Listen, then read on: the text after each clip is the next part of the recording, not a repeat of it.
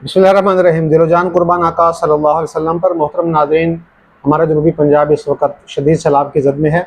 हमारे मुल्तान की तहसील शुजाबाद जो शदीद मुतासर हुई है, शुजाबाद के साथ जलालपुर पीरवाला तहसील वो तो बहुत ज़्यादा मुतासर हुई है।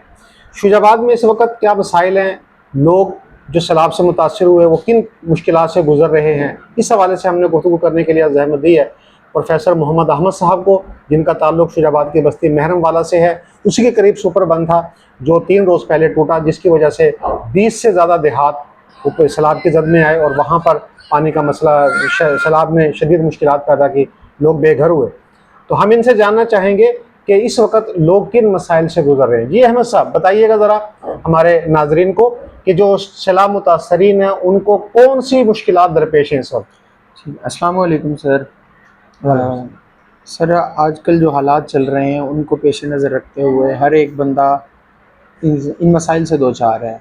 अब हमारी तरफ जो सैलाब आया है सुपर बंद टूटने की वजह से, उसकी वजह से हमारी तरफ पानी आया है, पानी का बहाव काफ़ी कम था, जिसकी वजह से जो नज़दीक तरीन के इलाके थे उनको तो संभलने का मौका नहीं मिला, लेकिन काफ़ी सारे लोग वहाँ से संभल कर निकल चुके थे।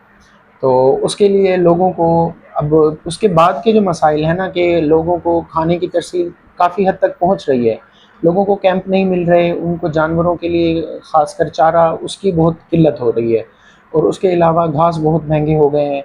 उसके अलावा ये है कि जहाँ हमारे पास सैलाब आया है वहाँ से लाइट का कनेक्शन ऑटोमेटिकली आपको पता है कि चला जाता है, जिसकी वजह से लोगों के घर, अब उसके लिए ये ज़रूरी है कि लोगों के घरों में चोरियाँ हो रही हैं, तो उसके लिए लोगों को 2-3 बंदे अपने घर के अंदर ठहराना ज़रूरी हो गया है।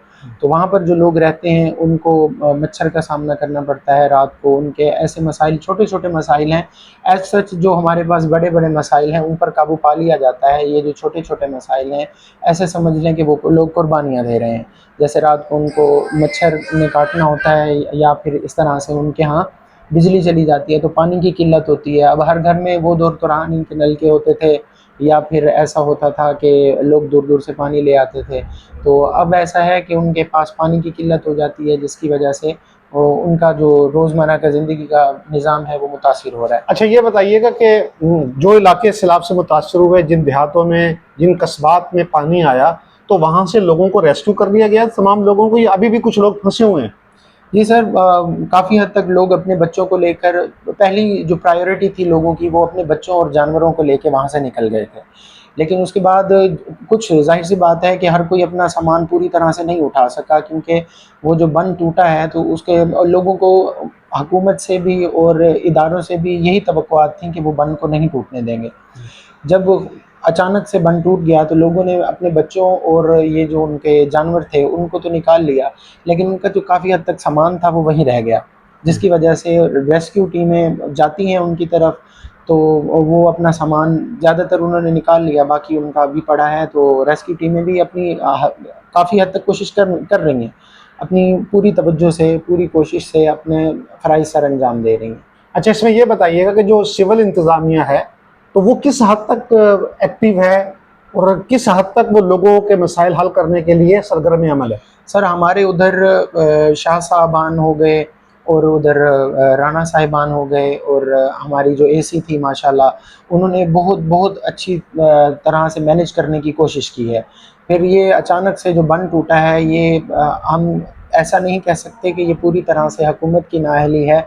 इसके अंदर उन्होंने बहुत कोशिश की है। एक दफ़ा तो प्रॉपर पूरा बंद बाँध दिया गया था, उसके बाद भी फिर वो लीकेज होती रही और बंद टूट गया। तो ऐसा नहीं कहा जा सकता कि सिविल इदारे जो थे उन्होंने कोई काम नहीं किया, उन्होंने अपनी तरफ से भरपूर कोशिश की है। नहीं, ये सैलाब आने के बाद जो इस वक्त लोगों को मसाइल हैं, जो लोग मसाइल का सामना कर रहे हैं, उसमें सिविल इंतज़ामिया उनके मसाइल हल करने के लिए किस हद तक सरगर्म अमल है, या सिर्फ एक फ़ोटो सेशन है, वो जैसे पंजाबी में कहते हैं ना कि आड़ियाँ जाड़ियाँ लगी हुई हैं, या वाकई प्रैक्टिकली काम उस अंदाज में हो रहा है जैसा होना चाहिए? जी सर, प्रैक्टिकली काफ़ी हद तक काम हो रहा है। लोगों को कैंप्स दिए गए हैं, जैसे कि हमारे पास इधर हाई स्कूल्स हैं उनको खाली करवा दिया गया है, उनके अंदर लोगों को कैंप दिए गए हैं। बाकी जो मतलब बहुत बड़ा एक मैदान जैसा इलाका होता है, वहाँ पर जैसे कैंप लगाए जा सकते हैं। हमारे यहाँ इधर आले वाली पुल पे एक नहर के ऊपर भी कैंप काफ़ी बड़ा लगा हुआ है, और इसी तरह के सिविल इंतज़ामिया ने बहुत सारे ऐसे कैंप्स बनाए हुए हैं। अच्छा, ये बताइएगा और उनके अंदर कि खाना भी जा रहा है। जी, जी।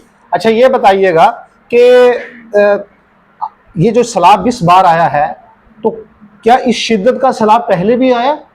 ये सर एक दफ़ा 1973 के अंदर सैलाब आया था और उसकी वजह से भी बंद टूटा था।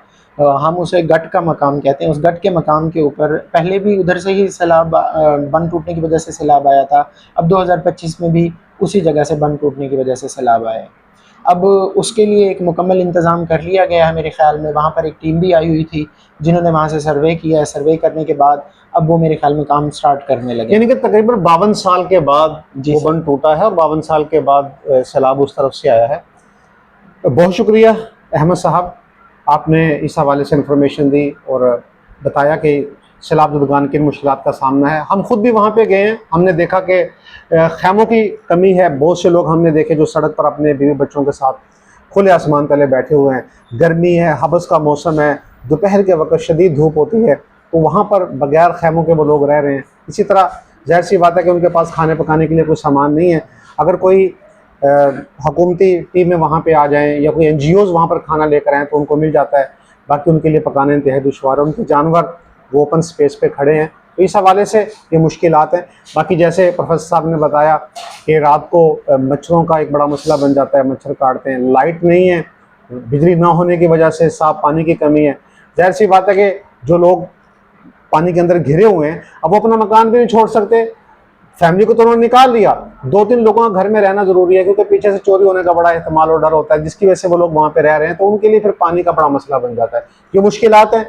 जैसे सर बता रहे हैं कि हुकूमती टीमें एक्टिव हैं, हुकूमती एहलकार मुतहरिक हैं, इस हवाले से कोशिशें की जा रही हैं, लेकिन इनको मज़ीद बेहतर करना चाहिए, इनको और ज़्यादा फ़ाल करना चाहिए और ग्राउंड लेवल पर जाकर जो है लोगों की जो मुश्किलात हैं इनको दूर करने की कोशिश की जाए, ताकि जो हमारे ये सैलाब ज़दगान है वो इन मुश्किलात से निकल सके।